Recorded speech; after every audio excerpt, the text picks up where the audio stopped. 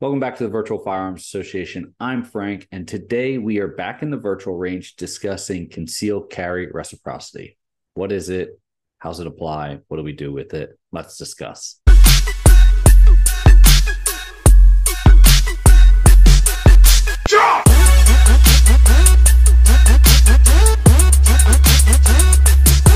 Hey, listen, before we get started, those GIFs are down in the description for you. The downloadable targets, our gift to you. Download, print them out, take them to the range, shoot them up, do it all over again, save yourself time and money.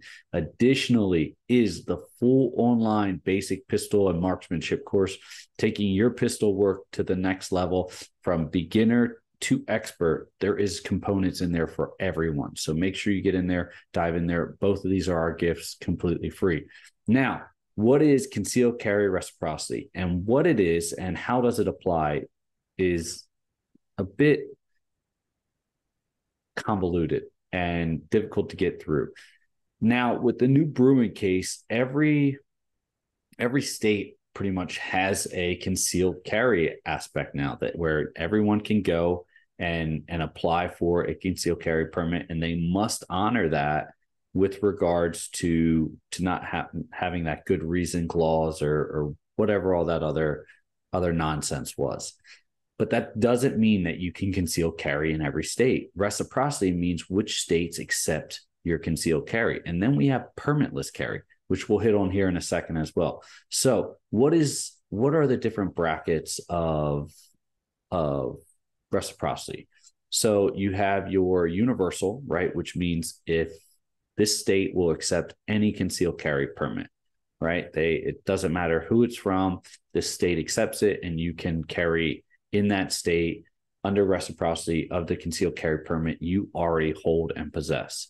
And then you have the limited concealed carry reciprocity. And this is where those states have to have an agreement, or they only accept certain states. And usually the reason for this is that state mirrors the type of training that they require their state to have. I hope you're following along. So if you're from, let's say if you're from North Carolina and you go to a state that doesn't honor North Carolina's permit, you can technically not carry under your permit in that state. You wouldn't be allowed to conceal carry.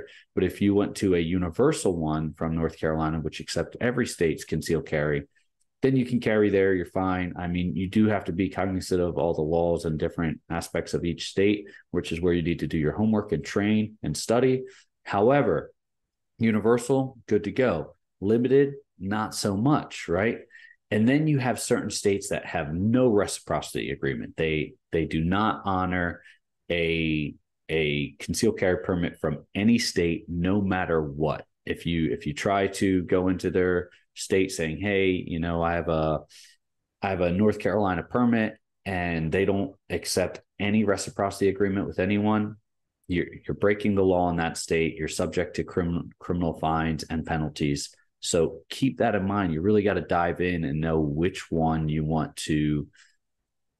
best for you to go in and travel to. We'll get to how you can travel through these states here in a minute, but for the most part, you need to be cognizant of where you're going. And that's where programs that help guide you, legal programs that usually provide insurance coverages, which I'm not going to get into on this video, but those offer a lot of good training, as well as the Virtual Firearms Association. We're always trying to cover each individual aspect so that it pertains to you specifically.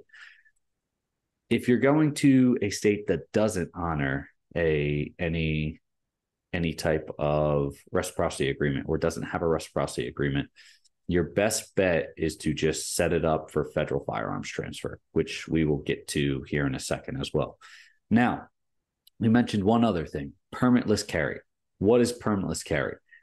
There are multiple states across the United States now that have adopted some version of permitless carry, whether it's an all-encompass permitless carry for concealed and open carry, or it's some type of, I don't want to say restricted permitless carry, but it has some type of regulated permitless carry. There we go. That's better.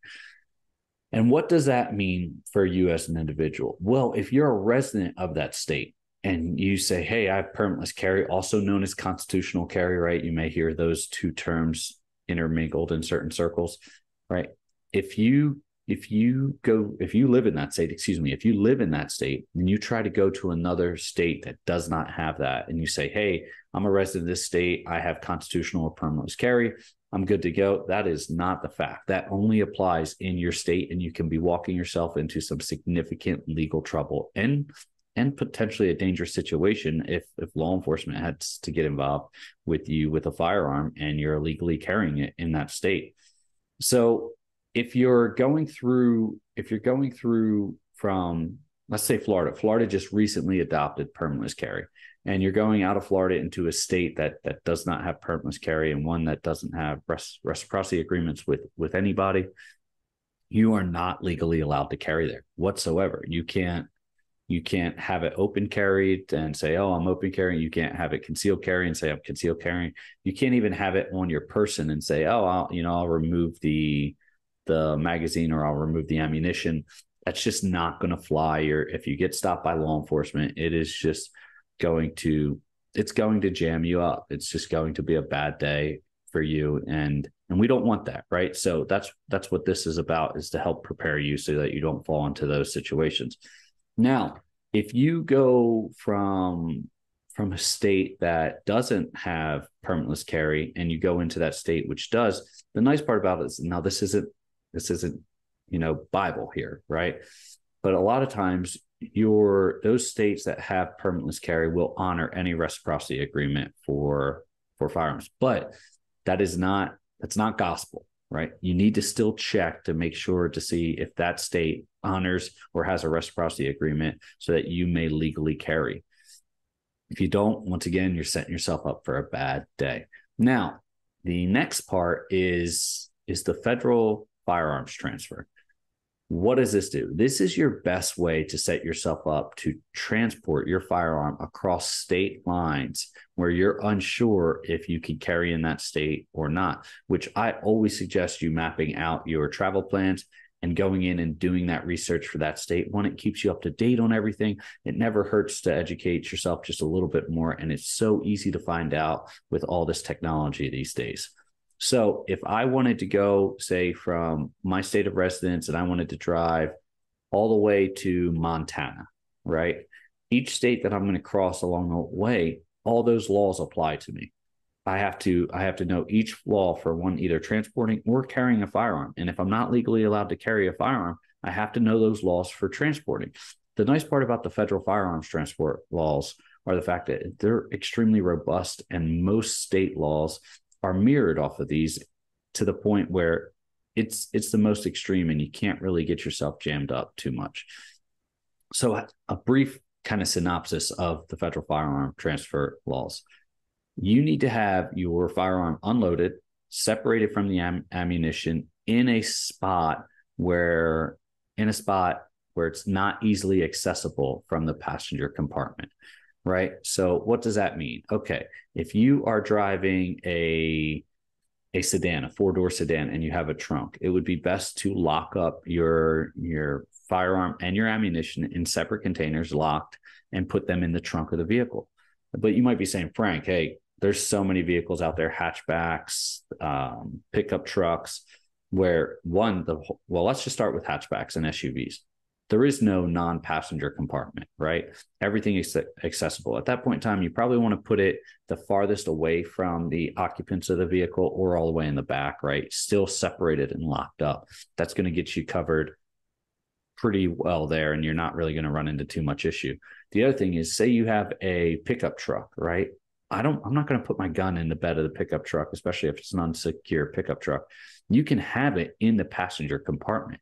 It just has to be not easily accessible, which means if you put your firearm in a lock case and you put your ammunition separated in a lock case, you are going to be golden, right? That's going to cover you there. Now, this isn't 100% legal guidance, right? I am not a lawyer. I am not your lawyer. You need to go in and do your own research. However, general guidance and understanding of the federal firearm transport laws covers that, is out of reach of or not easily accessible by passengers or in the passenger compartment of the vehicle. So lock it up, 2 separate cases, ammunition in one, gun in the other, lock them both up, try to get them as far away from the occupants of the vehicle as possible.